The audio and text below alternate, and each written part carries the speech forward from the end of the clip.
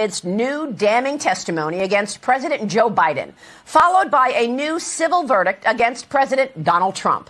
Longtime Hunter Biden business associate Tony Bobulinski testified behind closed doors on Capitol Hill this week, telling the House Oversight and Judiciary Committees, in part, despite repeated denials from President Biden that he was not involved in his son's overseas business dealings, quote, "They're lying. It's a blatant lie. You have stacks of evidence that show Joe Biden showed up at meetings, shook hands, participated in phone calls, all the way back to last summer. Just him being on the phone is evidence of involvement and enabling the transaction," says Bobulinski, whose testimony also coincides with another Hunter Biden business associate, Rob Walker, who told the committees Joe Biden attended a meeting where officials from the Chinese energy company CEFC were present, while Walker simultaneously denied Biden was involved in their business affairs. Meanwhile, special counsel David Weiss charged a longtime trusted FBI informant with making false statements after he testified that Joe and Hunter Biden received $5 million apiece in bribes from the Ukrainian energy company Burisma. In a statement, House Oversight Committee Chairman Congressman James Comer said FBI Director Christopher Wray refused to release the form detailing what the informant said, claiming it would jeopardize the safety of the confidential human source, who they said was invaluable and was being paid six figures by the Bureau. Comer shot back saying, quote, "The impeachment inquiry is not reliant on the FBI's FD 1023 form, but rather it is based on a large record of evidence, including bank records and witness testimony, revealing that Joe Biden knew of and participated in his family's business deals." Here's Comer with me on Thursday on Fox Business telling me he sent a subpoena this week to American Express, suggesting China was paying the credit card bills for the Biden family. We know that there was a pretty extensive money laundering scheme. We know that they used a complex series of transactions through what I consider shell companies. A shell company, as your viewers know full well, is a company with no assets or no known purpose. And this was a complex way to try to deceive the IRS and to operate in the shady manner that they operated. One of the things that you'll notice on all of the bank statements is a lot of payments to credit cards, and they were various credit cards. All comes out of Biden. They made $100 million.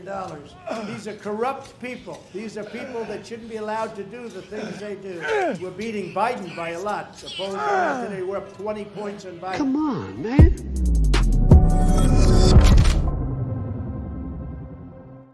That's a good one, Jerry. I like that. The face swap of Joe Biden with Keanu Reeves. Joe Biden doesn't deserve that. The only person that Joe Biden can be face swapped with is the creepy old man from Family Guy. Ladies and gentlemen, welcome back. It is Monday, February 19th, 2024. I have a good explanation as to why the show is a little bit late today. We will show you in a moment. We will break news for you here on the program. We're getting a couple of things together for this week, and it's going to be a very, very exciting week for us as we take the show on the road.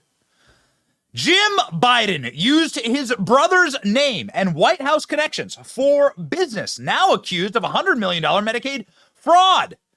Oh, baby, this is heating back up. And why is the corporate press paying attention? Why are suddenly so many outlets, the Washington Post, New York Times, Politico, why are they all doing reporting here? Very curious timing. Very curious indeed. Now, suddenly Joe Biden's age and corruption are things of headlines.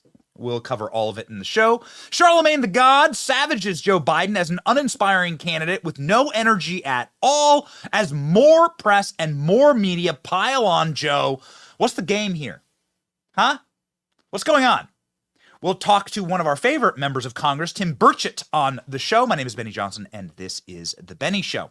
So we will be traveling this week. Royce, go ahead and load up the preview here. We're going to announce on the show why we were late. We're going to show you why we were late. We're going to be doing a very special event, and we're very excited about it. But when we travel, we often, yeah, that's exactly right. When we travel, we get under the weather, especially in the wintertime and going through all these cities and there's little bugs everywhere, disease X, who knows what the hell they've come up with. Ladies and gentlemen, you should use the wellness company. You should have on hand something to make sure that you can kick that bug quickly and that you have the kind of medication before they do the next psyops on whatever they don't want you to use, right? And like, remember that during COVID? Like, don't. Yeah, okay. Trust the medical professionals who actually know things, like Dr. Peter McCullough, one of our favorites.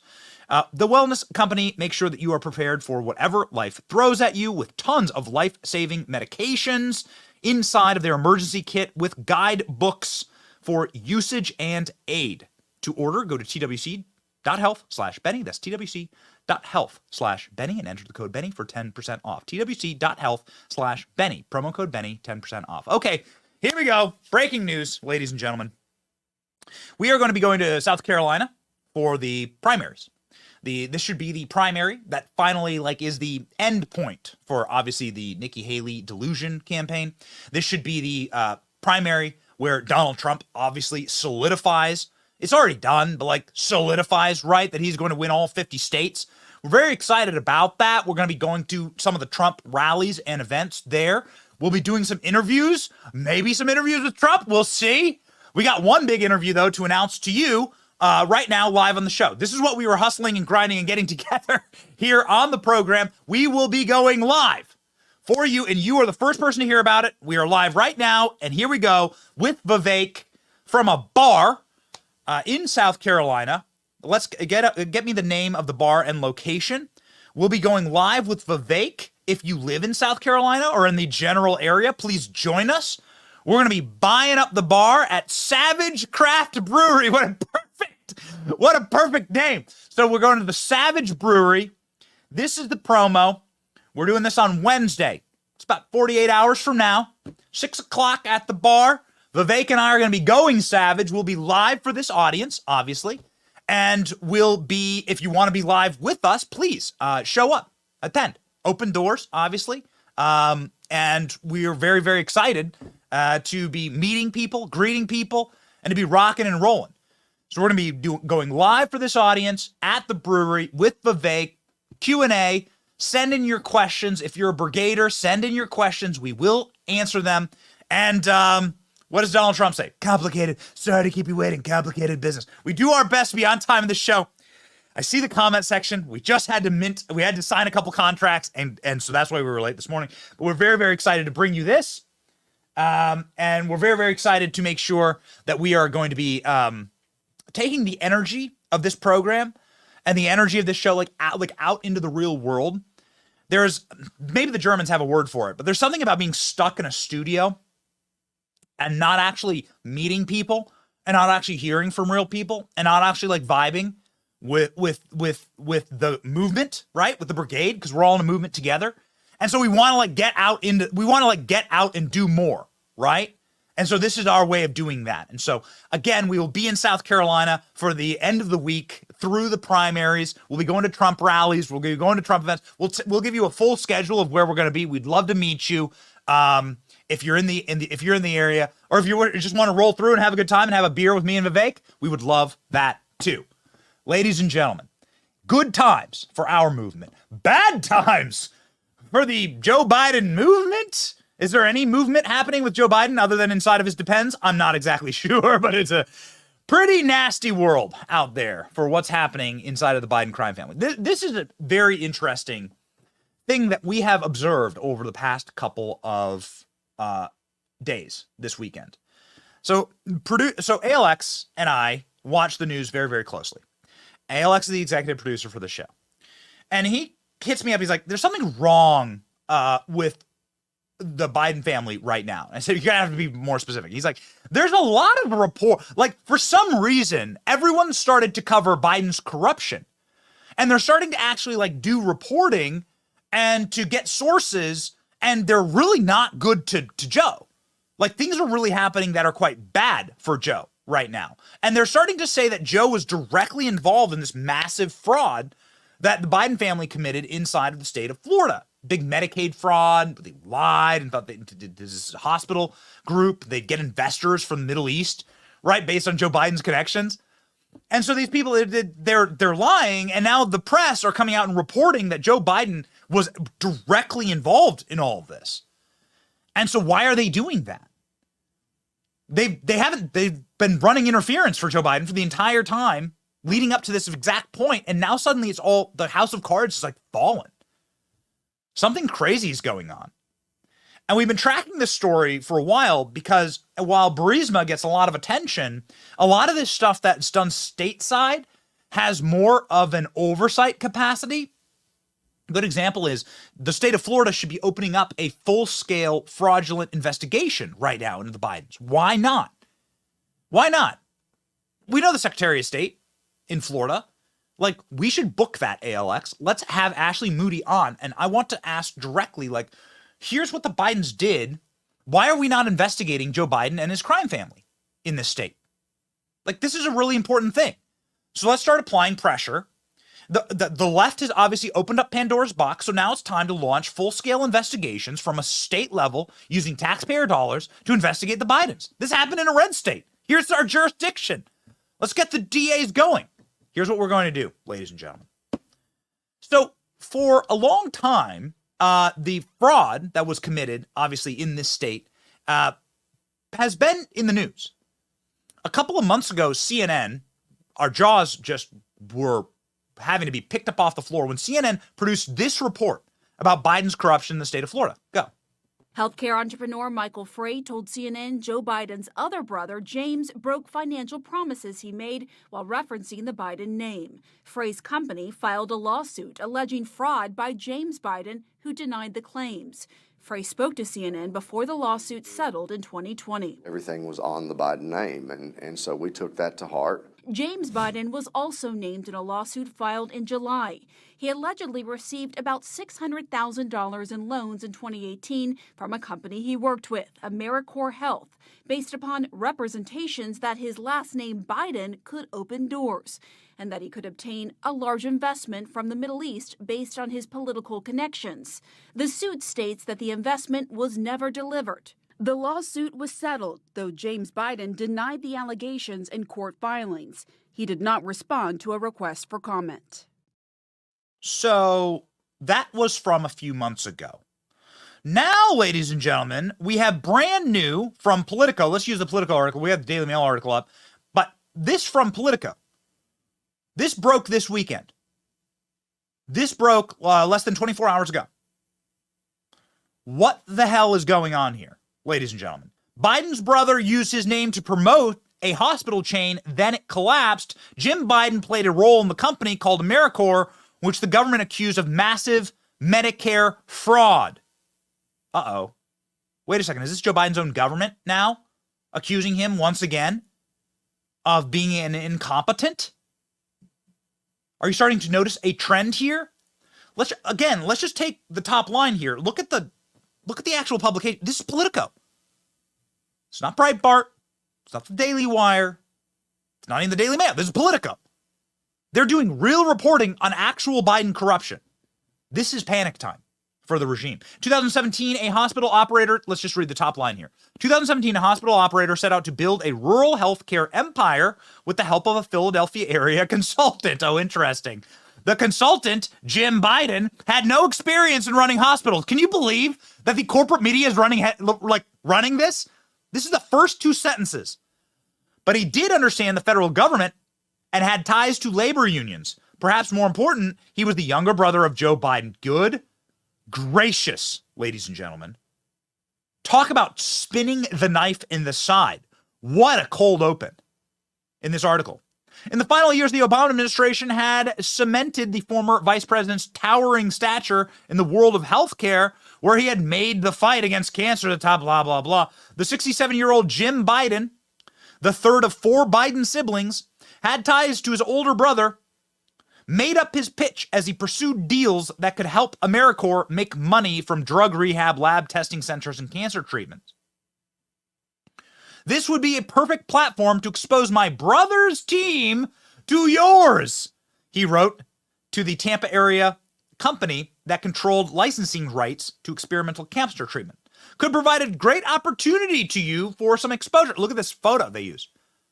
Ladies and gentlemen, you are watching the absolute media equivalent of a controlled demolition of the Biden regime. That's what's happening right now in real time. This is a controlled demolition. They follow up that, I've done media my entire life, they follow up that blistering open with a photo of the two of them. Two Goombas standing there together. You can't even iron your shirt, Jim Biden. Dude, look, he just got the shirt. He got the shirt out of he bought the shirt off of a rack, like one of the folded shirts, and then he ripped it out, and he couldn't even iron it. They're slobs. These people are slobs. The email obtained by Politico from a person close to the company document one of the many cases in which Jim Biden invoked his brother's name and clout in the course of his work. A company that has since gone bankrupt, wreaking havoc on rural communities in the process. Jim Biden spoke of plans to give his brother equity in AmeriCorps. My God.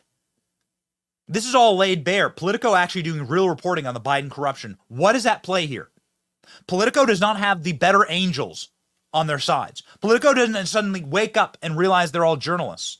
The message has gone out that there is blood in the water. And now is the time. And Joe Biden ain't it. And they're not going to swap him out. I do not believe this, ladies and gentlemen. I thought for a long time that they'd do the switcheroo. We'll get to that in a second. I think they've moved on to the plans that Donald Trump will just be president. I know this sounds like it's like particularly daydreamy, but I believe that the establishment and that the ruling class have suddenly come to the conclusion that Donald Trump is not going to be stopped. And so actually the easiest plan here would be to contain Donald Trump when he becomes president. And that Joe Biden, it's best to just not tie anything to him, like rats off a sinking ship. It's best to just let the faster the ship gets to the bottom of the ocean, the better. That's my belief here. This is not pie in the sky stuff, ladies and gentlemen. There's a reason why the FBI is now turning on Joe Biden. Benny, are you talking about the Her report, which a week ago showed that Joe Biden was too incompetent to stand trial? Nope. I'm talking about the FBI actually giving up recordings of the Biden brothers. Did you know that the Biden brothers were captured on FBI tape doing corrupt dealings and that the FBI is now leaking those tapes? Wait, I thought the FBI only leaked out bad information on Donald Trump. No! Actually, if you pay attention, you'll find out that there are some inside of the federal hierarchy that actually don't want Biden, either don't want Biden to be president again, or are actively sabotaging Biden for more malevolent purposes. Check this out. And I told him that we had formalized our relationship with you guys, told him about the real Washington presence, that this was not going to be, a bullshit, shingle hung somewhere in a window, that this was a real deal, that Sarah was coming on, as a named partner, equity share in the venture, that we were changing the name of the firm to include her. Told her that, Hunter was going to be involved and you were going to be involved. My hesitancy to be an opportunist. And yeah, sure. Everybody is jumping on him. Right. Okay. Sure. There's nothing wrong with opportunists. Sarah just rolled her eyes at me. But to being a whore about it. Okay. Yeah. Everybody's just jumping in. Like, let me do your insurance. Let me do your legal. So, my apologies, ladies and gentlemen. Let me set up that clip. Here's the article. The FBI secretly taped James Biden. That's the man that you heard in that clip, talking about being a whore for money. Not my words, his words. I'm just being a whore for money. Here we go from the New York Post. FBI secretly taped James Biden as it probed attorney who paid $100,000 to his consulting firm. The FBI released those tapes with James Biden on it. You can hear James Biden there talking in the typical Biden vernacular. I'm a whore for money. The FBI are releasing these tapes. What does this mean? This means that the FBI is sending a message. We got you by the balls, bitch. Pardon the salty army, salty language, but here we are, ladies and gentlemen. We've got you. We've got the tapes.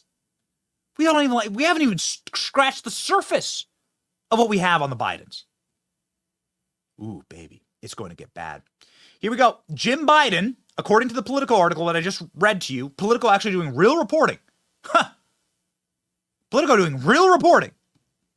Says that James Biden Use the whole I'm sitting here with Joe Biden on the phone just like Hunter did. Check this out. This is from our sleuth-eyed ALX executive producer. Follow ALX on X. Elon Musk renamed the entire platform after him. Okay, here we go. So here's the Hunter Biden text message. Let's show the Hunter Biden text message first. You are all probably familiar with this one. I am sitting here with my father. I'd like to understand this is Hunter Biden, the Chinese communist, right? I am sitting here with my dad. Why haven't you paid me? I'm here with my dad, and we will punish you if you don't pay us. Okay, fast forward to the Politico article from 24 hours ago. One person on the receiving end of Jim Biden's healthcare pitch called a phone call where Jim Biden said he was sitting in the car next to his brother Joe. Joe Biden said that he never discussed business with his brother. Oh, interesting. Previously, an executive was suing Jim Biden, told Politico that in a call, that the maker of the oral healthcare rinse he had been offered the product to promote by the Biden Cancer Initiative. At the time, they continued to use and leverage Joe Biden's name and physical presence for these business deals. It's all collapsing.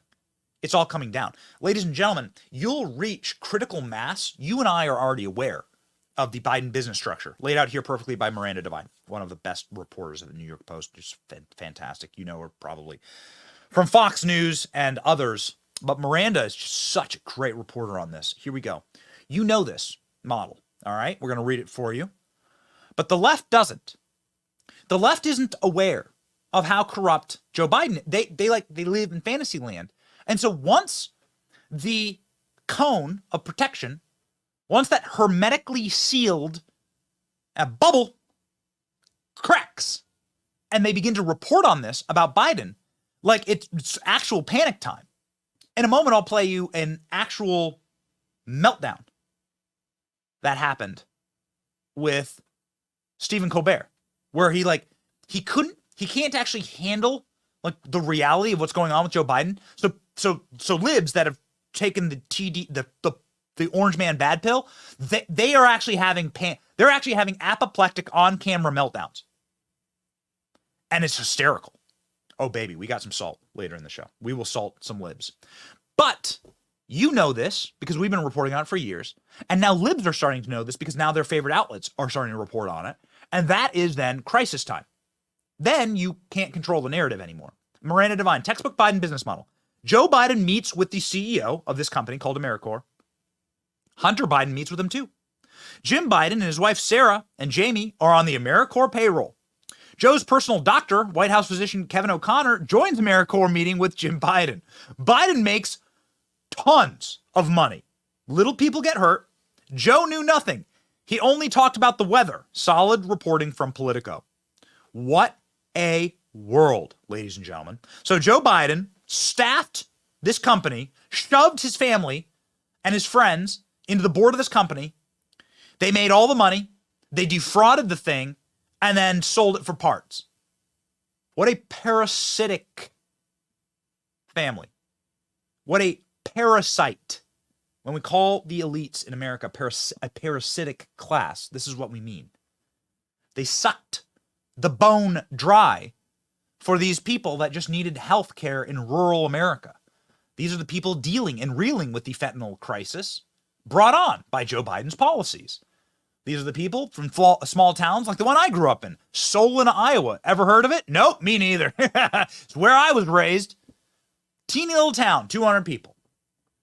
And the ravages of globalism, open borders, and drug crises hit those communities the hardest. Joe Biden, in order to rub salt in the wound, made sure that he was able to make hundreds of millions, presumably, off of a fraudulent scam, and then to rip hospitals out of those communities, the same communities he's decimated. The ruling class is despicable, and you don't hate them enough. Kind of a regular theme on this show. Check this out. This is wild. Like, how many media companies are now covering this? NBC, CNN, Axios, now Politico. Something's going on here, ladies and gentlemen. Bombshell report about Joe Biden's involvement in his brother's Jim corrupt healthcare business that was involved in Medicaid fraud. the tide is turning, ladies and gentlemen. More importantly, Joe Biden's brothers are now set to testify before Congress. One of the men on the Oversight Committee will be joining us very soon, Tim Burchett, who will tell us all about these testimonies. They are now currently behind closed doors, but we have some major revelations that are popping off, including some big-time people that were involved in this scam who have now turned on the Bidens. Joe Biden received $40,000 in laundered China money from his brother in 2017, Comer says. Joe Biden's brothers and his entire crime family were sent out like rats with the plague to go and hoover up as much corrupt cash as they possibly can. We have the check. We'll gladly show it to you. We love showing you the actual data. It's hard to argue with numbers and bank accounts, ladies and gentlemen. And the outline of the corrupt crime family, it's made pretty clear here. It's the same outline everywhere. Ukraine, China, even in America, in AmeriCorps. It's always the same. Duplicitous company or company that needs like help greasing the skids, for lack of a better term, goes to the Biden family. The Biden family offers to help them break all the rules if you give us a ton of cash. Give us massive piles of cash, and then we will pay Joe Biden, the big guy. And there's your check. There's your helpful little chart. We have one for Ukraine. I don't know if we have it loaded, but we have the helpful chart for Ukraine.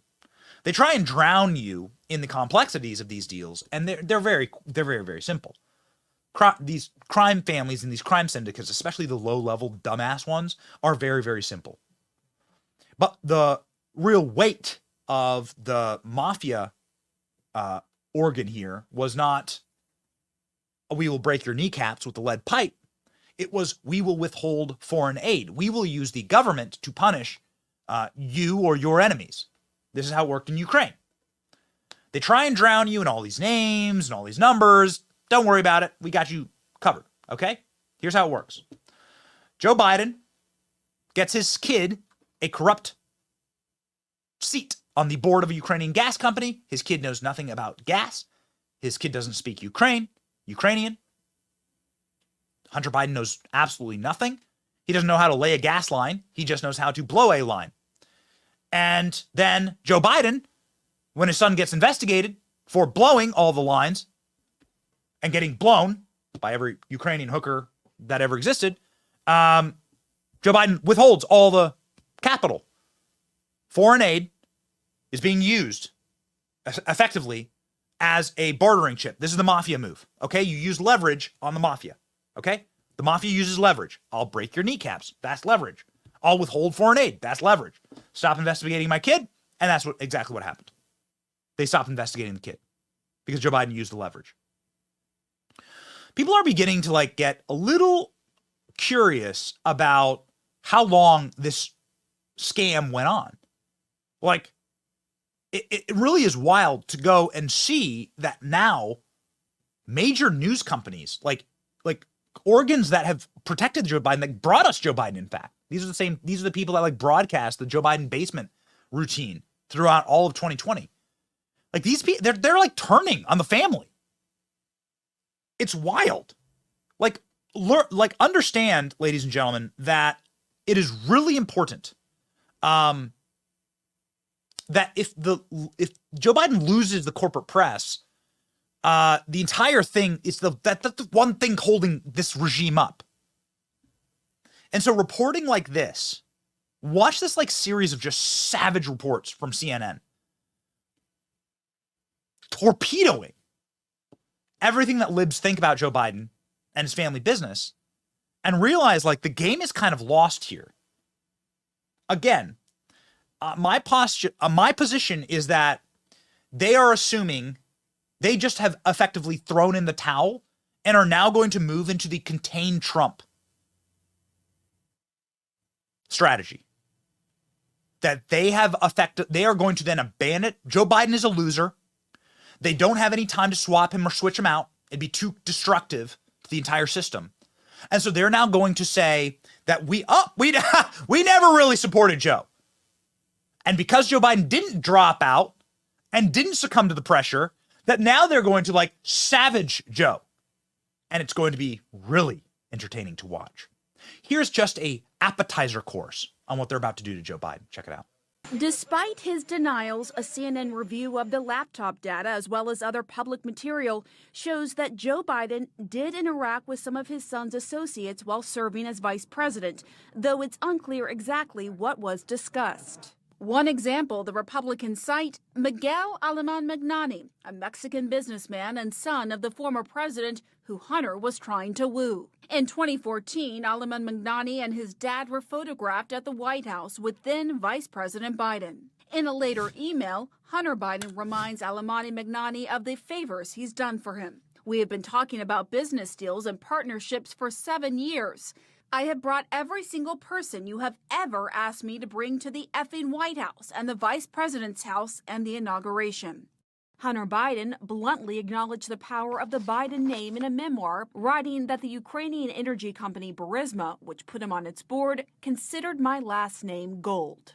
He has built his political career on promises of honesty, hard work, and a pledge that a family name means something. I give you my word as a Biden. I give you my word as a Biden. But while Joe Biden swears by his name in politics, his son and 2 brothers spent years trying to benefit from the Biden name. It's all now the focus of a Republican-led congressional investigation. We want to know what the Biden administration is trying to hide from the American people and why they are not being transparent. Republican Congressman James Comer now chairs the House Oversight Committee and has set his sights on Joe Biden's son, Hunter, a mysterious laptop now in the hands of the FBI, and long-held conspiracy theories about President Joe Biden and what he does or doesn't know. Joe Biden's brothers have repeatedly referenced him in their private dealings. Frank Biden, a developer of for-profit charter schools, has invoked his brother in trying to convince local officials to approve his projects, like in Sunrise, Florida, where he told the city in 2015 to trust his venture. Not because of Frank, but because of the honor of being the brother of a guy I think we all know and love. In 2021, at a gathering of medical professionals, he made this pledge. The bully pulpit that I have as a result of the privilege of being associated with my brother Joey. And I'll do everything in my power to support you to get the job done, to get federal dollars to your research. Frank Biden told CNN there has been zero interaction between his brother's public office and his private business, adding, "Do I engage in any way in quid pro quo on any level? Absolutely not."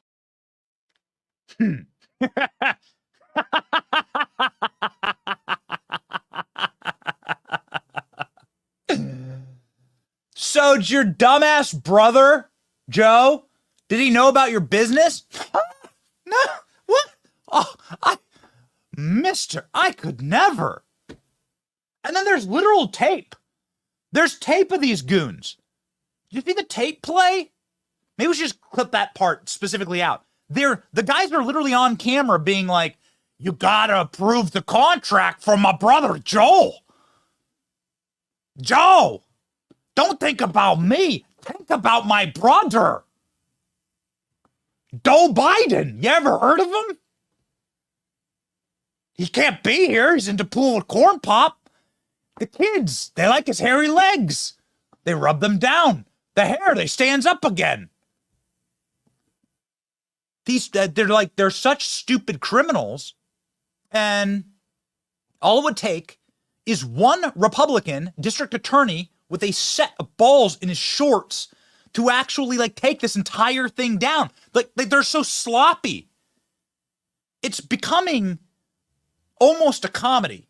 We should add a last laugh track to this next clip, okay?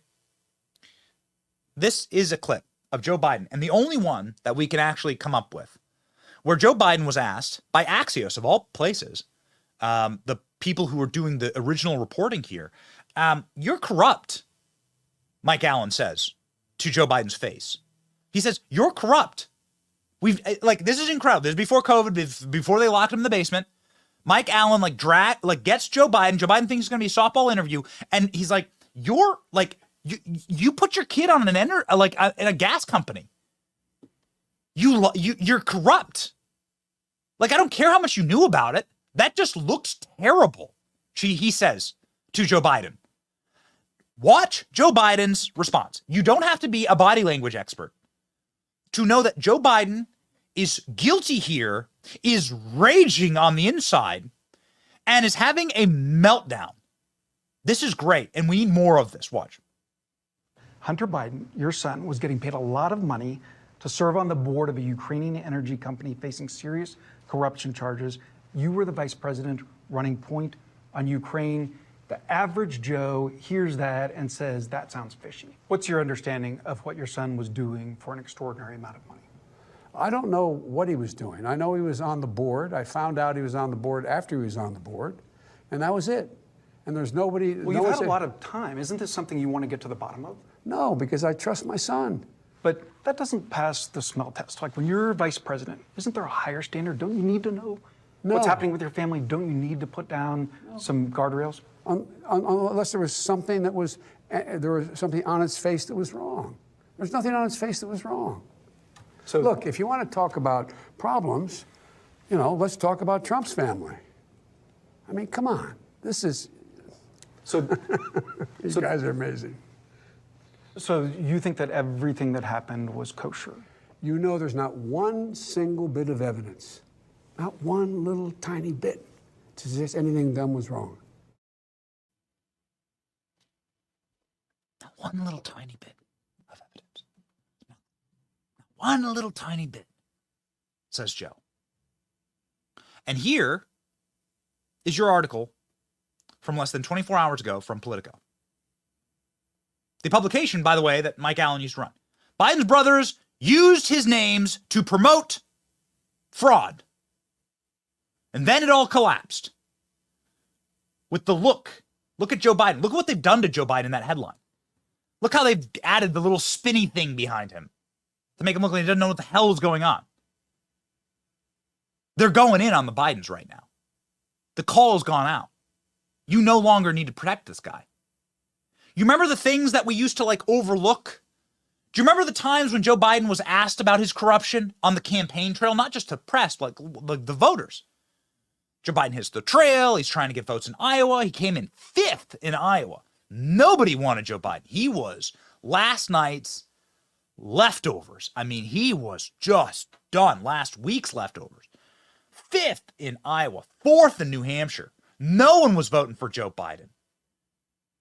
When the voters asked Joe Biden about his corruption in 2020, Joe Biden called them fat,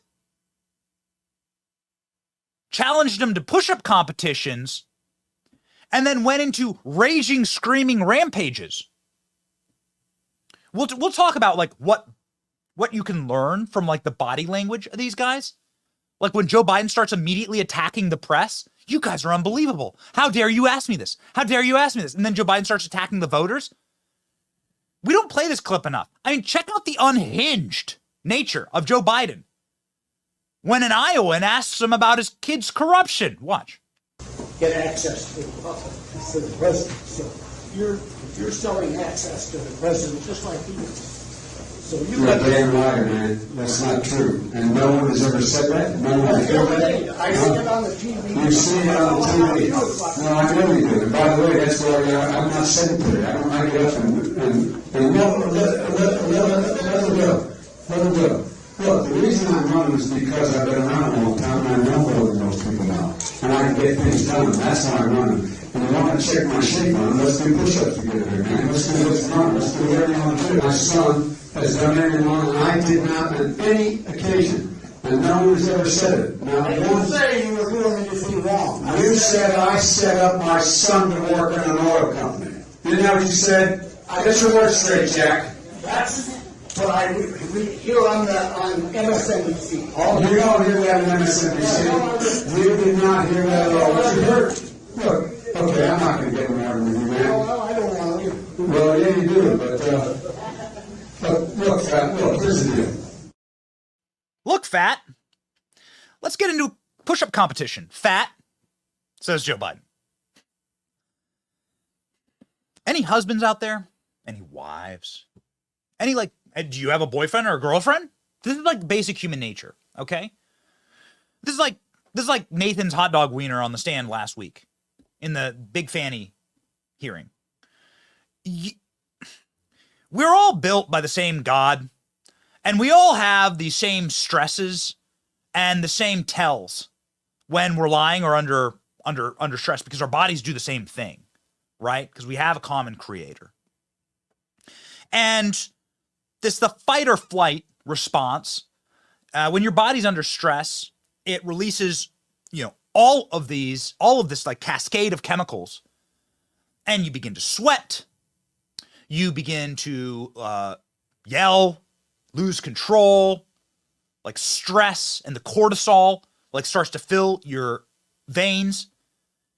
And when you watch Joe Biden go, "Look, fat, get down on the floor and let's do push-ups," like that's not the way a normal person would respond. Like that's the way a guilty person would respond. When your wife asks you a question, "Where were you last night?" or whatever, right? Like when she asks you a question and you respond like Nathan Wade last week on the stand, and you just stare off in the middle distance and profusely sweat and look at the ceiling for 60 seconds, you're guilty.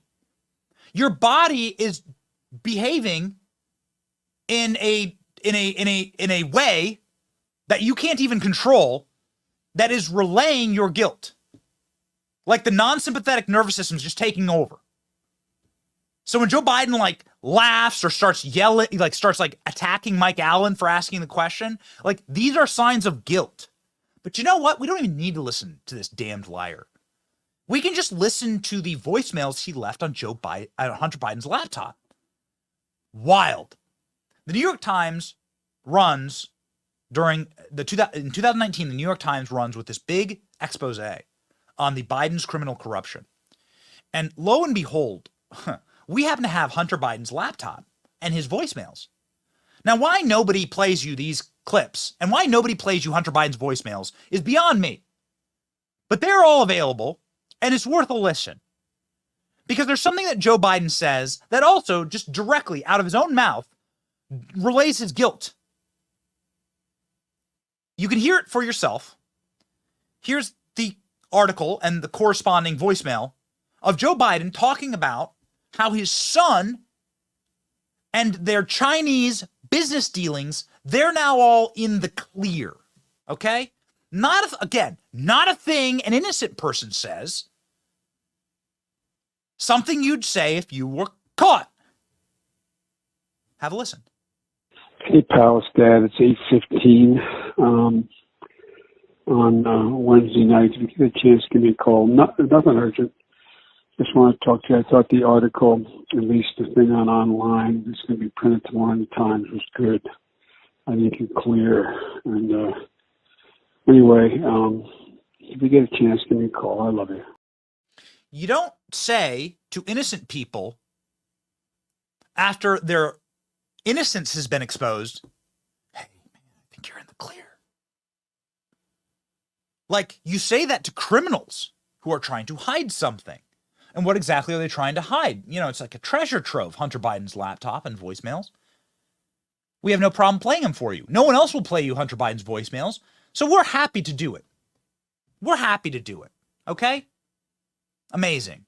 Imagine if there was a laptop that Don Jr. left somewhere, filled with voicemails from him and Trump, talking about their crimes together, how they were in bed with the spy chief of China, like in the Eric Swalwell way and also in like the business capacity.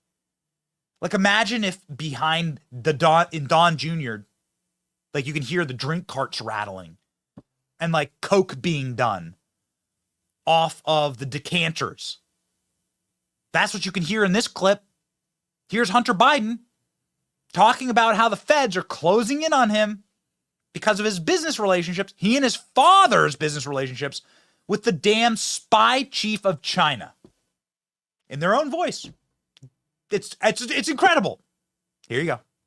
I have another New York Times reporter calling about my representation of literally, Dr. Patrick Koh, the spy chief of China, who started the company that my partner, who was worth $323 billion, found it. It is now missing.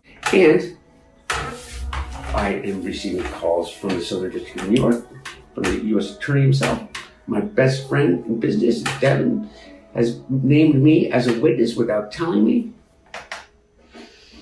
in a criminal case, and my father without telling me.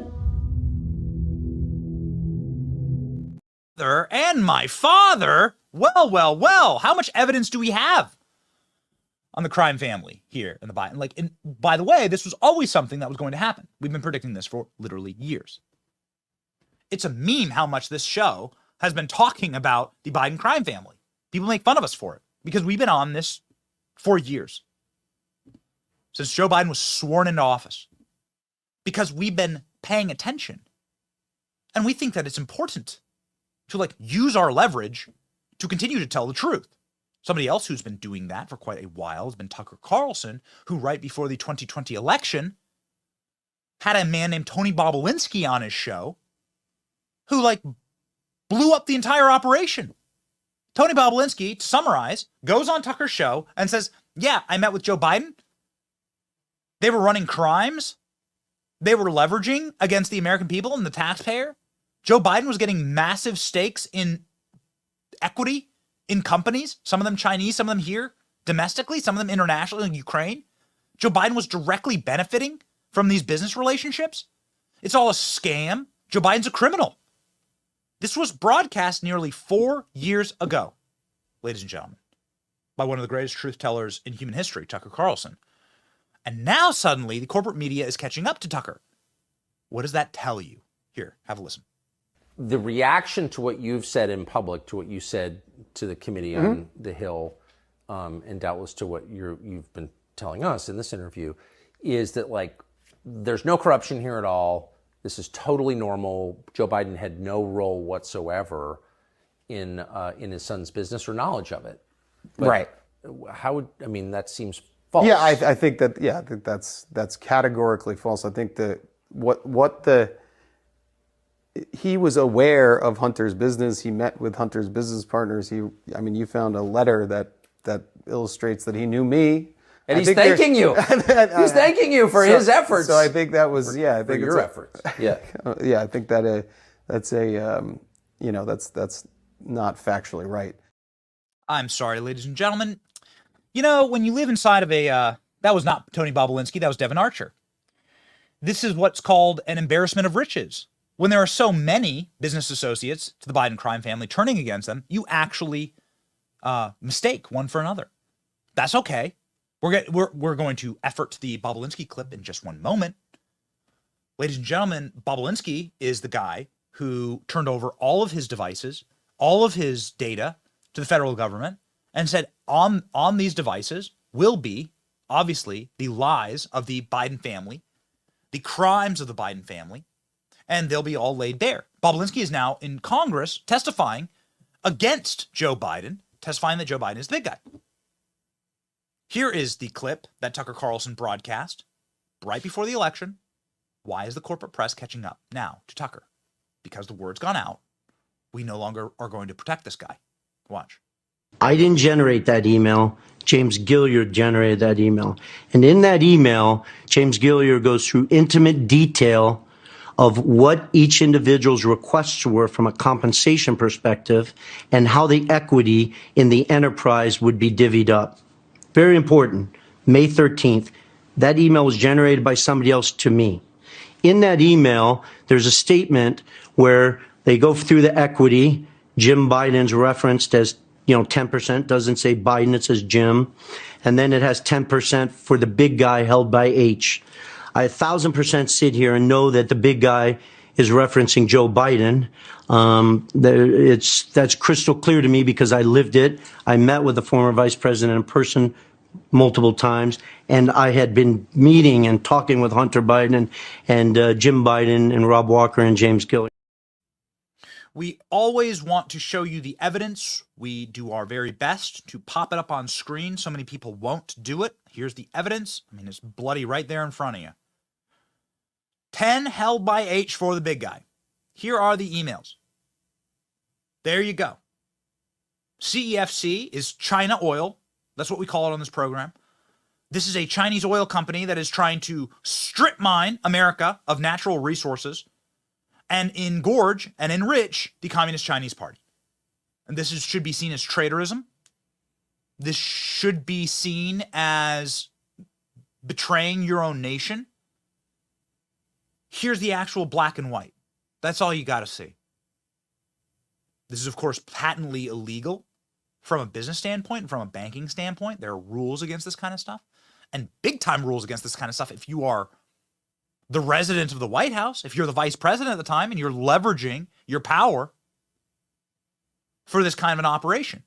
To give all of our oil to our geopolitical enemy? To a bunch of communists? This is what Joe Biden is doing. Bobulinski is now testifying. Here's the news from last week. These testimonies were behind closed doors. Joe Biden was the enabler for foreign deals with China, and others testifies Hunter Biden's ex-business partner, Tony Bobulinski, he sold the brand while being buffered by a complex scheme to maintain plausible deniability, he says, key impeachment witness. Prepare, ladies and gentlemen. Tony Bobulinski is going to come out in front of the American people, and he's going to show the receipts, ladies and gentlemen. Tony Bobulinski testified behind closed doors and blew up the entire operation. It's a controlled demolition now of the Biden crime family. And the fact that the corporate press is now getting on board with this means that it's gone from like, we can manage it to now like, we must let the ship sink and contain Trump when he wins. That's the strategy that they've moved to. It's going to get worse for Joe Biden. Tony Bobulinski is the deadliest witness, according to Fox News reporters, for Joe Biden. This is the man that they should fear the very most. Watch. She says that Biden should fear Tony Bobulinski, the most deadly impeachment witness with a patriotic family history. Goes on to say he will be able to fill in the gaps where Rob Walker, stayed silent on military bearing and character. He was judged an exemplary representative of the Navy. So why did they never call him up and listen to him at the DOJ? It's really interesting, Martha. I mean, truly, like you mentioned, before the 2020 election, October 2020, I obtained text messages that belonged to Tony Bobulinski where he documented a meeting with Joe Biden. The campaign didn't even bother to answer questions about it at the time. The White House has completely denied the fact that a meeting ever took place. And I'm told by sources in the room right now with Tony Bobulinski that he's testified under oath that he did, of course, meet with Joe Biden back in 2017 in Los Angeles on the sidelines of that Milken conference. And it wasn't just a quick meeting. Apparently, Bobulinski testified that he met with Joe Biden for 45 minutes to an hour back in May 2017. So that's happening right now. Also, a source told me that Bobulinski has, in fact, confirmed under oath that Joe Biden is the big guy, or he was the big guy in those emails that, of course, have been floating around for years. So, ladies and gentlemen, now all of the reporting is becoming so conclusive that Joe Biden knew about these crimes that there is just no way to cover it up, not even from the corporate media. So now that the corporate media has turned on Joe, the protection is gone. And so they're completely and totally exposed.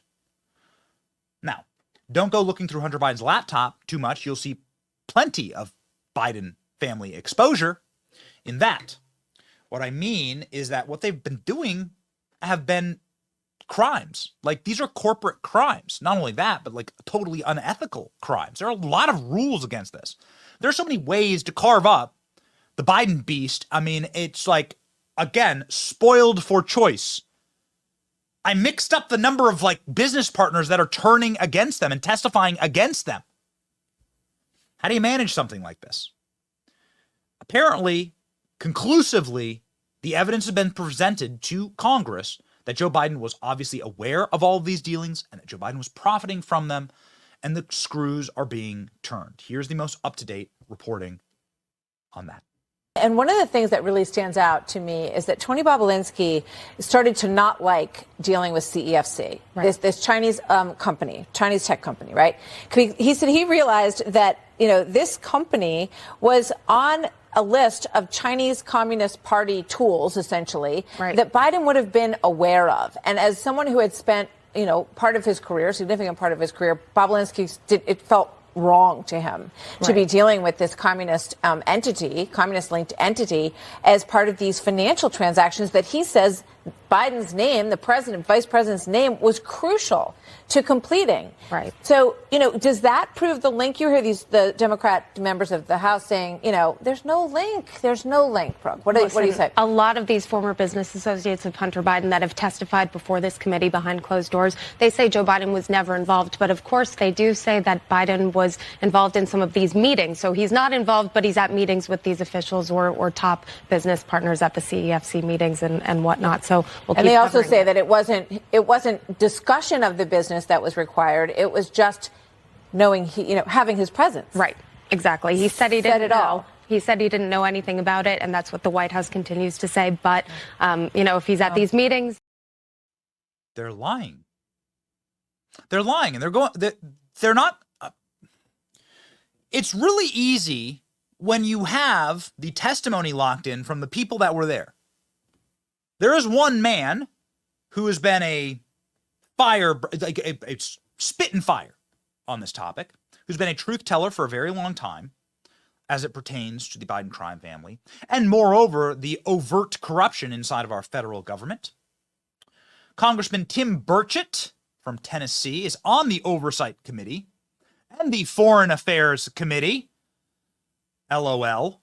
Something that I think the Bidens are, guilty of both, in fact. Ladies and gentlemen, somebody who's plainly guilty of telling the truth 100% of the time is Congressman Tim Burchett, who joins us now.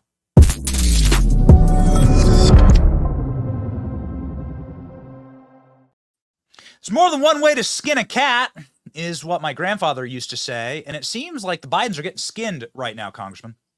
They are. I guess the thing that's most frustrating to me is, of course, I'm not an attorney, but our Justice Department. I mean, I don't know what else you got to bring to them, and yet, I guess they're just too busy harassing moms who are tired of their kids being taught pornography in public schools, and they need to continue labeling them as domestic terrorists, or heaven forbid, a Catholic who's pro-life is labeled a terrorist as well. That's what we're up against in this Justice Department, and these people that stay home on election day and allow the View to give them their political perspective. I think this is exactly what we're seeing right now. We've got grifters that are literally sleeping with the enemy. I mean, this is ridiculous. This thing is out of control. And, could you imagine if just one of these incidents had happened during the Trump administration? I mean, it'd be 24/7. They'd already, the DNC would have issued their marching orders, or Soros or whoever else does it, to the national media and the talking heads. It'd be just nonstop. But in this instance, I mean, what else do you need? You've got Tony Bobulinski. I've sat in these meetings, and man, they are so boring. They go through hours of this stuff. I'm not an attorney. I just like, dude, what do you know? And this and who said that? All right, let's go. 30 minutes later, let's go eat lunch. But this thing, hours upon hours. And I was impressed. I sat through the double secret impeachment hearings over Trump, and I watched some of those people. And then I like what you said about reading. I'll paraphrase, reading their body motions and, and how they do things and how they answer things, because these cats, when they're behind closed doors, they act a lot different. They act they act cocky and kind of, smirking and laughing at the rest of us. And then when they're in front of the cameras, they're only place they're sleeping is at the foot of the cross. But I tell you what, Bobulinski, I like saying his name. It would have been a great name for somebody on The Sopranos or something, Tony Bobulinski. But This guy, he could name names, dates, times, countries, amounts. It was unbelievable. I leaned over to the lady beside me who was like, I guess, transcribing it or something. I know she was on her computer doing something. And I said, is he doing this without notes? And she said, yes, in fact, he is, you know. And I was like, man, this guy, he's above, he's smarter than the average bear. And, you know, he's no Hunter Biden, I can tell you that. And this thing is just, it's beyond me why the Justice Department, if I was at the Justice Department right now, I'd just hang my head in shame because I've completely sold out my oath. Yes. So you found that Bobulinski was a credible witness. Can you give us some other takeaways from his testimony? Just his confidence. He didn't, and sometimes I'll say, when I'm trying to get my thoughts. There wasn't an in this thing. He didn't take a breath. When they would ask him a question, he would look at the person asking the question and he would answer it. And folk, you know, and these things, they try to trip you up and stuff. This guy was lock solid. I was impressed. I didn't have to stay very long. I read people, and I read this guy as somebody who was telling the truth. I don't know his background. I understand now. I understand a little more about his background, but when I walked in, I was a little bit shocked, actually, just how aggressive he was answering these questions without looking at his counsel or whatever. If they were there in the room, I didn't pick him up because he didn't lean over and say, you know, and they're whispering in his ear, you know, like you see on these things. He just let it go, and everybody else who contradicts him, I would say, is suspect. I would say stack their record up against his and let's roll. So what does let's roll look like? When will these hearings be public? When will the American, I mean, this has been ongoing for now years. Obviously, again, Tucker Carlson was broadcasting this in 2020 before the election. Yeah. Joe Biden was saying, look fat, and screaming at voters and spitting out of his mouth. Like he's so plainly guilty of this from 4 years ago. And so I guess the American public are like, okay, when? Like, when do we actually have this out in Congress and listen to these testimonies? I'd suspect judiciary gets the first bite of this thing because I saw Jim Jordan in the meeting and he was being very Jim Jordan-ish. He's very concise, and he's a chess player, not a checkers player. When he gets enough information and he gets what he needs, I think he'll roll with it.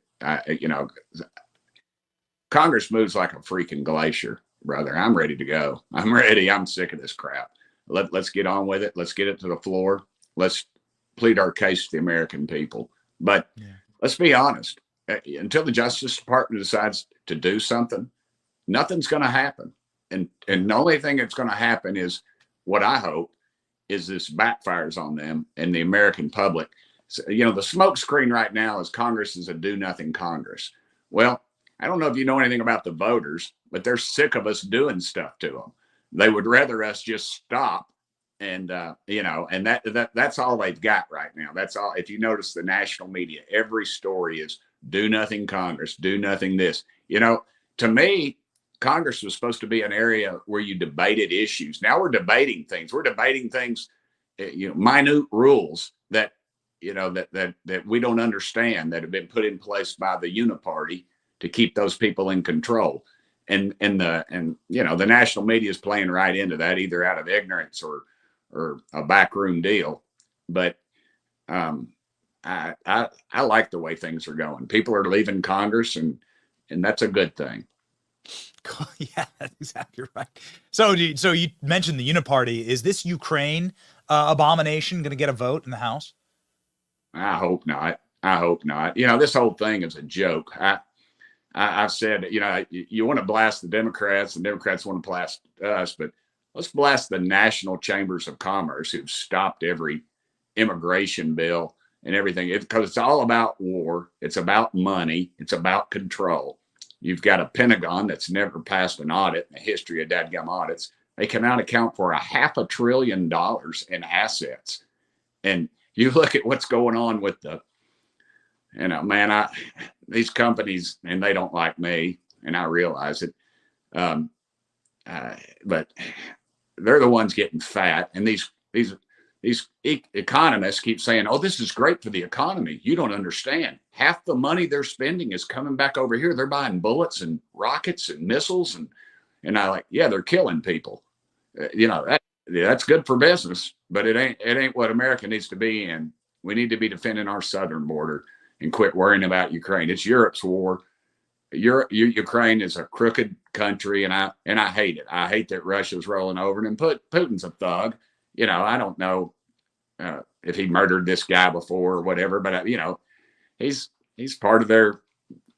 I mean, of course he's murdered people. He's KGB, man. So I mean, and he's a thug. But the GDP of Russia is somewhere between Canada and France. Yet we spend $114 billion in our missile defense system. We probably got advisors over there. This is just reeks of Vietnam. And this is all about business. My daddy used to say, and it wasn't original to him, but he said, old men make decisions and young men die. And this is exactly what you see. These rifles behind me right here. Those are Japanese rifles that my dad took off of people that he actually killed. So, you know, I understand what's going on. And I worry about the future of our country, because it's not going to be me going there or any of those members of Congress who boldly want us to borrow money from the Chinese. And, you know, and they keep saying, well, this is helping the Chinese. Well, how's it helping the Chinese other than they watch every function we've got?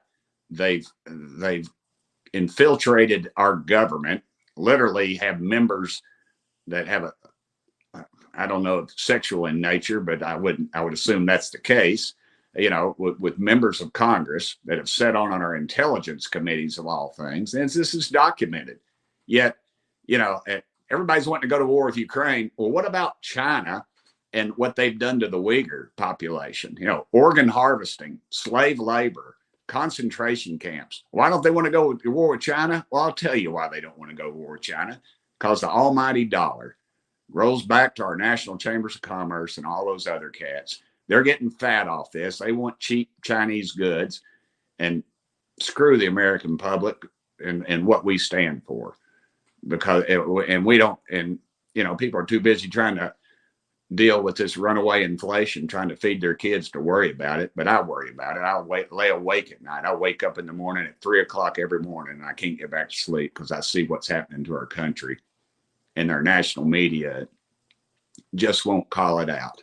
You know, I was on with one of these other cats one time, and I think the show's been canceled since then. And I got to reeling on them, and I was laying the facts out, and they said, "You've got no facts," and they cut my mic off.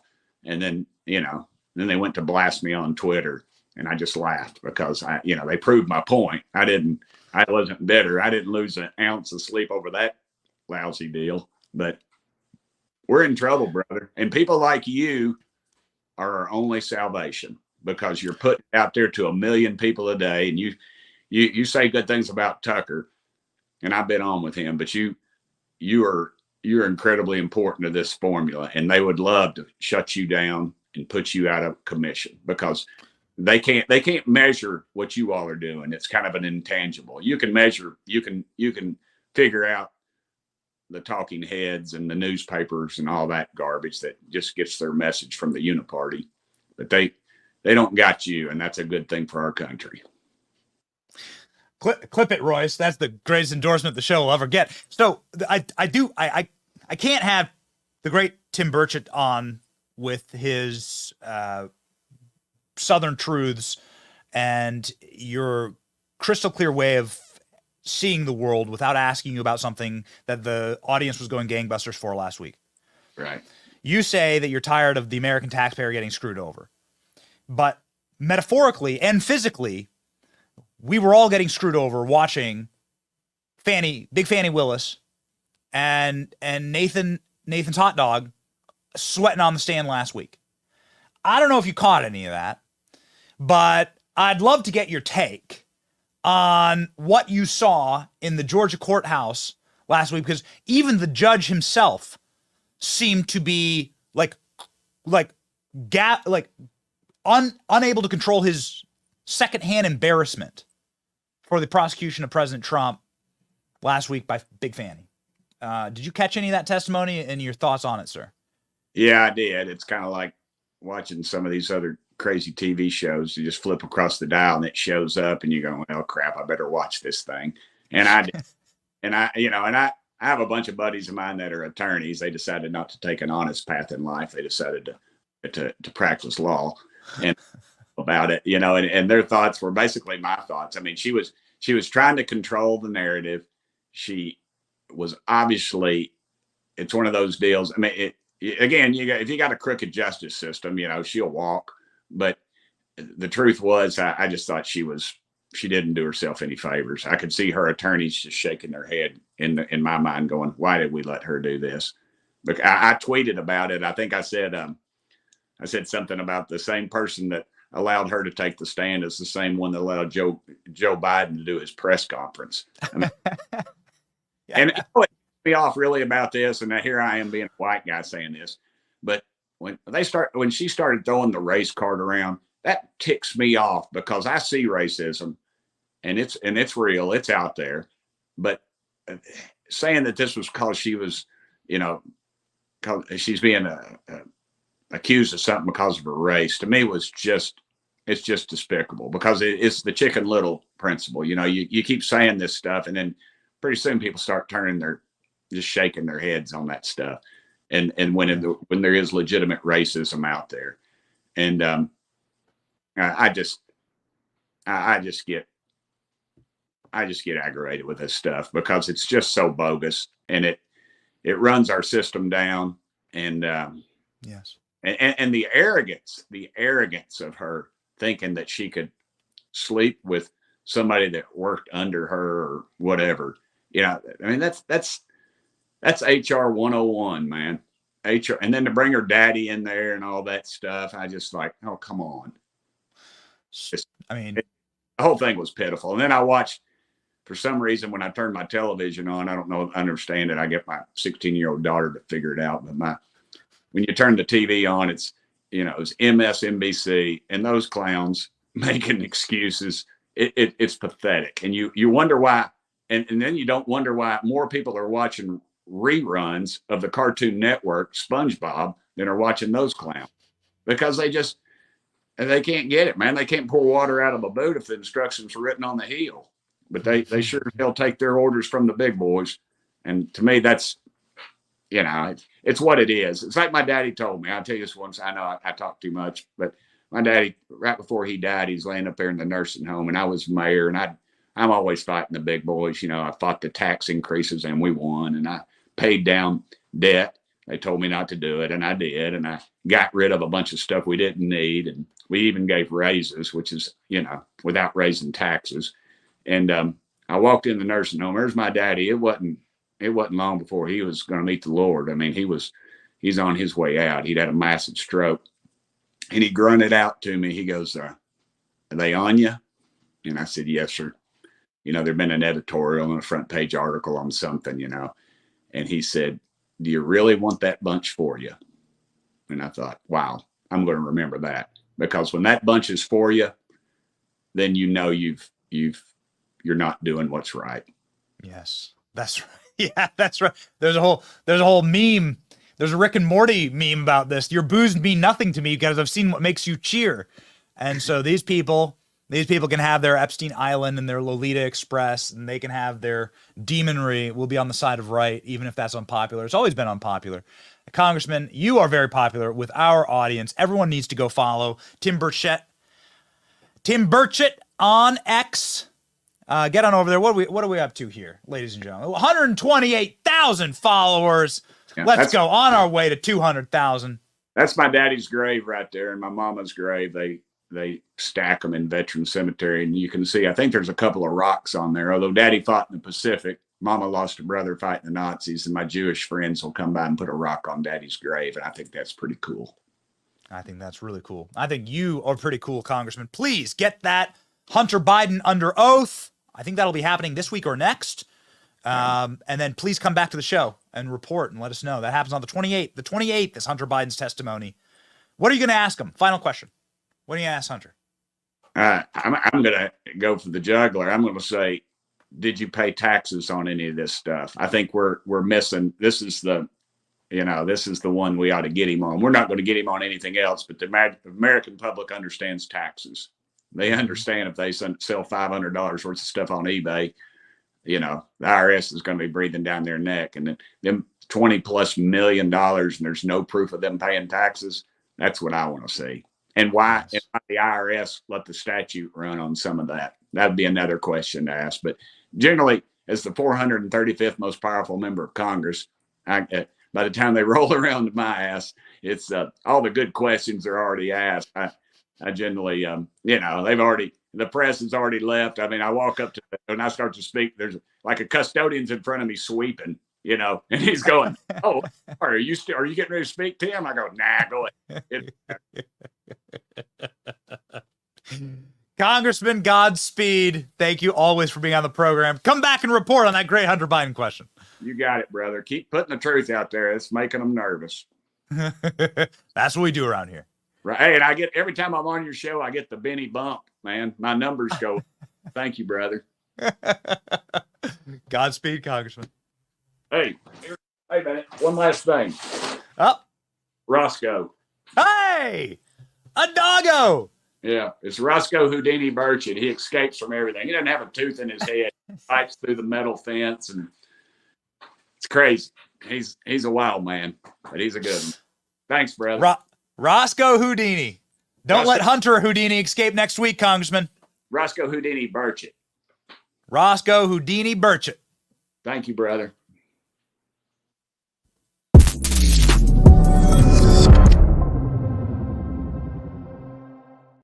Where else can you get member of Congress? He's a humble man. Everyone respects and loves Tim Burchett in Congress. Where else can you get one of the more powerful members of Congress holding up his dog, talking about his dad's rifles from World War II, and spitting truth about the nature of Congress in this country? So important, this conversation. So valuable to have. And to see like the nature of the beast, to see exactly what these people have wrought for our country. He talked about his daddy's rifle, and you can see there were a couple firearms in that shot, right? And a couple firearms. That's a good shot, Congressman. Ladies and gentlemen, there are some firearms in our shot, and we have a regular segment called Monday Gun Day. Let's do it.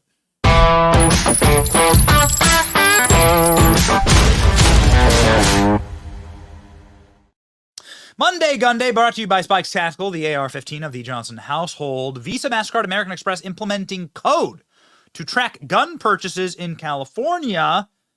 It's obviously illegal and unconstitutional. They cannot do this, but has that ever stopped California before? Nope. No code to track fentanyl purchases. No code to track heroin purchases on the streets of San Francisco, the feces-laden streets of San Francisco. No code to track the fecal matter in San Francisco. Please get me that map, ALX. Let me show you the map. We'll show you what it should be tracked in this horrible place. It's all about power. It's all about taking away your power. They don't care about you. They don't care about the sanitary conditions of your street, the safety of your family or your children. We want to limit guns because of safety. Nope. We've been to San Francisco. We're going back to San Francisco, in fact, because it's gotten worse since we last went there and done a report. They don't care about safety. If they did, they'd clear out the homeless people. They only do that for communist dictators who have Joe Biden by the balls. This is what the streets of San Francisco look like. This is the fecal matter map of San Francisco. Does that look like a safe place to live? Somehow there's like even these are reports of human fecal matter. Somehow there's like reports in the middle of the bay there. Look at that teeny little island out there. This is how bad it's gotten. There you go. And then if you look in downtown San Francisco, there's too many reports to count. It just turns into the blob. All right? So this is what California's concerned about people who are lawfully purchasing firearms and not this. Okay. I mean it when I say this. California, get your shit together. Visa, MasterCard, American Express implementing a special merchant code to track gun purchases in California. CBS News reported that the merchant code will be used to comply with California's law that will allow banks to potentially track serious suspicious gun activities. This comes after major credit cards adopted, then rescinded plans to do this for gun-related purchases activities. On September 11, 2022, Breitbart News pointed out that Visa caved to pressure from gun control groups and New York Democrats agreeing to flag purchases. This is obviously illegal. We have a Second Amendment in this country. All gun laws are illegal based on the written word of the Second Amendment.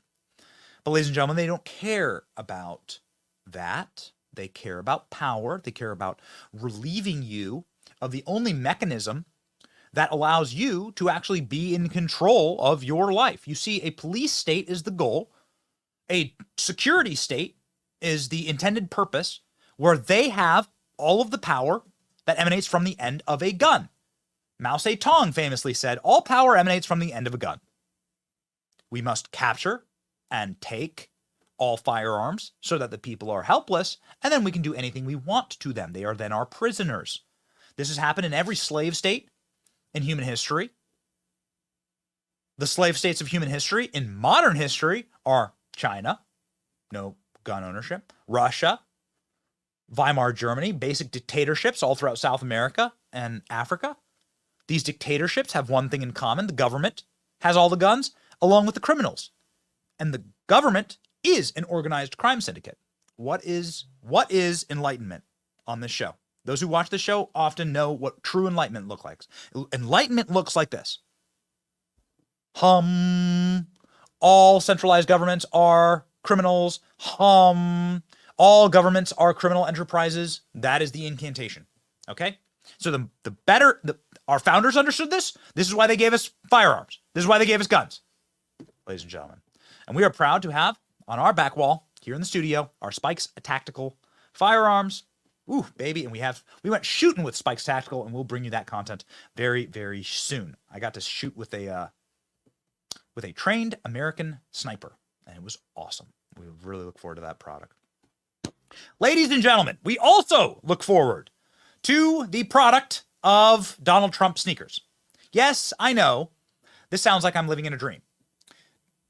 Clearly, I went to bed one night, and I had a fantasy dream, because all the energy's on our side, and so many good things are happening, that also Donald Trump revealed golden sneakers, and that they sold out within seconds, and they're high-top sneakers, and they're named the Never Back Downs. And then I woke up, and I realized I was literally living in a dream. Okay, ladies and gentlemen, Donald Trump did quite literally drop sneakers at something called SneakerCon. They look like this. This is the timeline we're living in. It's not AI. These are the Trump Force Ones. Okay, they're called the Never Surrender high tops. They're officially sold out. ALX, can you get me that? Can you get me that clip of the guy unboxing them so we can see what they look like? This is for real. This was not an AI creation. These are the actual kicks that Donald Trump's got. Would you wear a pair like these? I want to see the comment section right now. Would you wear these drippy, crunky, so tight, so dope, so sick pair of kicks? Would you do it? Ladies and gentlemen, here's what they look like. This man, no, the other one, please, with the unboxing. There you go. Yeah. Here's the unboxing. You got to see how they're packaged, too. Oh, they are choice. Oh, please get me some. ALX, the great ALX, apparently got a pair. Apparently ALX got a pair of these. Look at these. Oh, yeah. Okay. Pretty nice. And then check it out. Turn the sound up. Then when you open it, it comes with like a gold wrapping paper. Check these. These are crazy. Look how many Trumps. And on the friends and family pairs, he signed them. Look at that. Ooh. That's in Philadelphia. This is in Philadelphia. Look at this. 2,000? 4,000? How many people are in the audience? 10,000? In Philadelphia? Cheering for Trump? To get those golden, drippy, crunky kicks. Would you wear a pair? Oh, you better believe your boy would be wearing a pair. They sold out within seconds. Sold out, all of them. $400 a pop.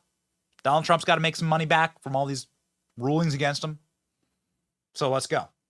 As soon as I get a pair of those, I will be wearing them to the show every single day. I will hold up. I just have a pair of dirty Adidas shoes on, my jogging shoes on. So I will hold up a pair. I don't wear Nikes. When I ban something, Bud Light, Nike. I decided to ban Nike from my household when they funded Colin Kaepernick kneeling.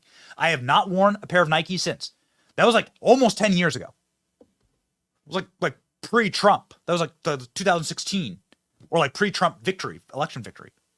So I haven't worn a pair of Nike since. I mean, when I go hard. When I boycott something, I go hard. And so, ladies and gentlemen, I would happily swap out my Adidas for some Trump Force Ones. Let's go. Let's go. I'd be lying to you also if I didn't tell you that I haven't done my best to reach out to the Trump team to try and get myself a pair. We will get a pair. We will unbox them for you. You'll be able to see them. We'll put on a whole fashion show. There's a reason why Donald Trump coats his sneakers in gold and his buildings in gold and his plane in gold. Rolls-Royce and I flew on Trump's plane. There was like gold everywhere. Gold features, gold belt buckles for the seat belts. So awesome. Because gold, of course, communicates, connotes throughout all time and history, like lasting value, like eternal value.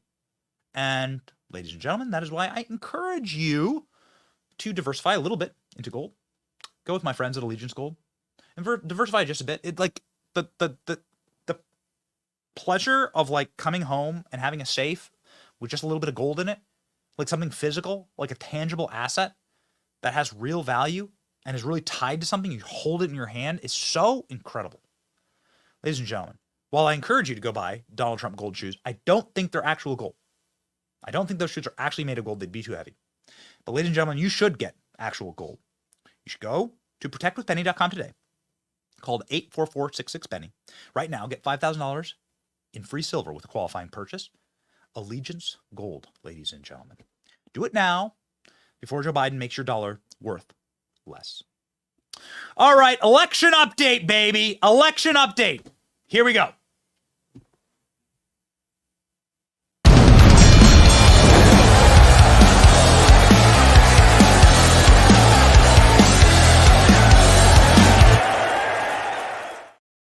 Vivek is the Undertaker.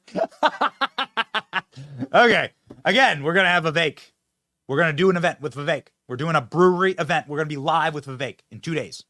Charlemagne the God going in on Joe Biden, saying Joe Biden is and should not be running for president. This is a guy who's an urban radio show host. He has some really hot takes on Joe Biden. And he is saying Joe Biden shouldn't run again, along with a bunch of other people, okay? Including the New York Times columnist Ezra Klein, saying Joe Biden needs to step down. This follows the trend of people inside of the corporate press saying, we're done with Biden. It's now done. It's finished, okay? Check it out. I think Biden, as painful as this is, should find his way to stepping down as a hero. That the party should help him find his way to that, to being the thing that he said he would be in 2020, the bridge to the next generation of Democrats. And then I think Democrats should meet in August at the convention to do what political parties have done at conventions so many times before. Organize victory. I mean, Biden does make that an issue over and over again. I mean, he constantly talks about that. Why is it not resonating? Well, he's just an uninspiring candidate. Like, there's nothing about Joe Biden that makes you want to listen to him. That's why he should be leaning on, his vice president, Kamala Harris, who's way more charismatic than him. He should be leaning on, other surrogates like, Gavin Newsom or, Shapiro in Pennsylvania. Like, he should be leaning on people who are more inspiring than him, who are more charismatic than him, and he should just be, I guess, if you want to call it, the brains of the operation behind the scenes. Like, that sounds crazy that we're saying that about a president of the United States of America, but he has no main character energy at all. None. And what is that? Is that age? Is it the way he is? I mean, why do you? What's the problem? I don't think it has anything to do with age. I think it has just everything to do with him. Like, Donald Trump is 3 years younger. than President Biden, but he just comes off a lot more youthful. He comes off, like he has a lot more energy. And I always say this about them. Donald Trump seems more sincere about his lies than Joe Biden does about his truth. We'll take it. We'll take it. Okay? If these are the kind of compliments we're going to get, well, hey, you know what? The enemy of my enemy is my friend. Is Charlemagne going to wear a pair of Donald Trump never back downs, high tops? Charlemagne going to wear a pair of those? I want to see it, ladies and gentlemen. I want to see it. And I want to see the salt shakers out. Ladies and gentlemen, we do something on the show. If you're new to the show, we have our salt. We have the massive salt shaker. We're working on it. This is the prototype. Here's our salt that lib of the day. The salty, salty lib, Stephen Colbert. Stephen Colbert is someone we are going to salt today. Stephen Colbert had an apoplectic meltdown. Maybe because the word's actually gone out that Biden's done and there's nothing we can do to save him. We've used every trick in the book, and now we just have to portend and prepare for the containment of the coming Trump presidency. I think that is exactly what's going on. And that's exactly why Nikki Haley is staying in the race, like, for instance. That's exactly why they're so terrified of who Donald Trump's going to pick as vice president. And now they're like moving to Congress and the Senate. They're finished. Now they're applying pressure on the Congress so that hopefully there'll be a Democrat Congress and Trump can't get anything done. That's my contention. If you want proof of that theory, all you need to do is watch this very short clip from Stephen Colbert. And I want to salt this lib, okay? We're going to salt the lib. Watch how angry he is. Something's changed. There's an energy change for the good. There's an energy change that's happening that's for us. And it's awesome.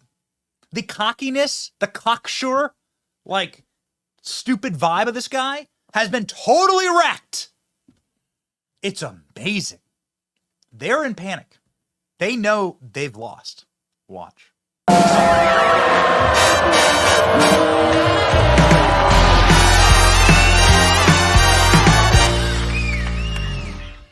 I know how numb we've become, but it's not normal. No other candidate for the presidency has ever had to pause his campaign to defend himself in multiple courts. And I would like to point out that in all 7 of his cases, no one doubts that he did these things. We're just sitting around patiently waiting to find out if the wheels of justice will grind fast enough for there to be any consequences. And the media is covering it like it's any other political story, like it's all horse race.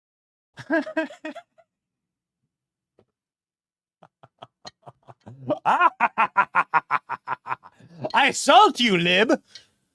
We salt the libs on this program. He's like ripping off his glasses. It's so embarrassing. Late night comedy has just evolved into therapy sessions for the saltiest, most unhinged libs. It really is. It's the therapist couch. If I did the whole show, we do our best. We have our verse of the day up in a second. We do our best in this program to entertain, to like have a laugh, to uplift, and a lot of times, the news cycle is depressing. And we don't like some of the stories we have to report, but it's our job to report them.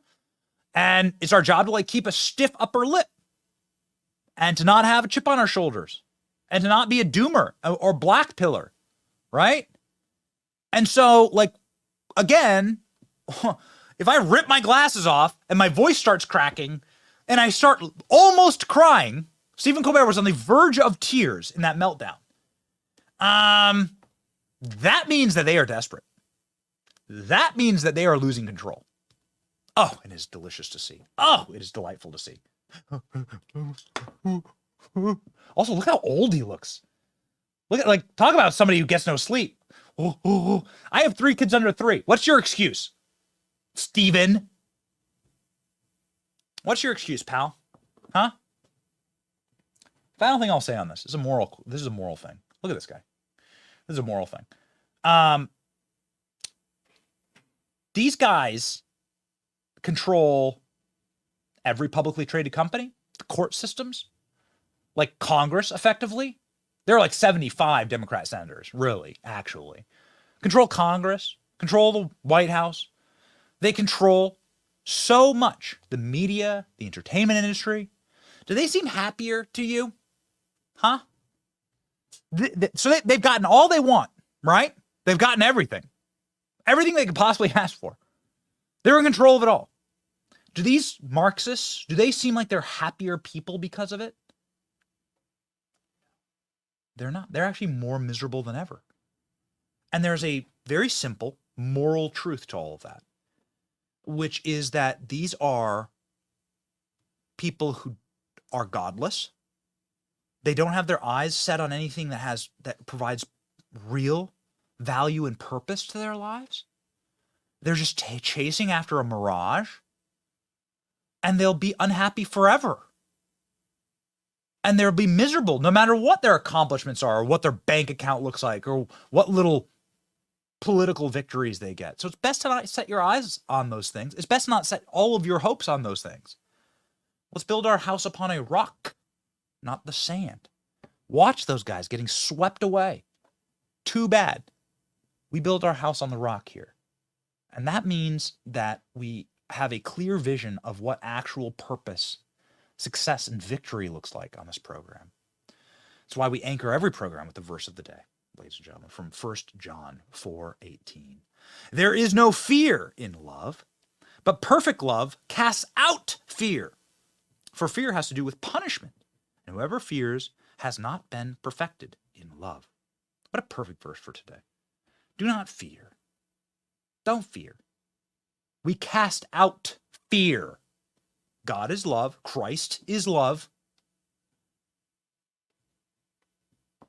And our role in life is to be perfected by that love and to abandon fear, to cast it out, and to know that God is in control.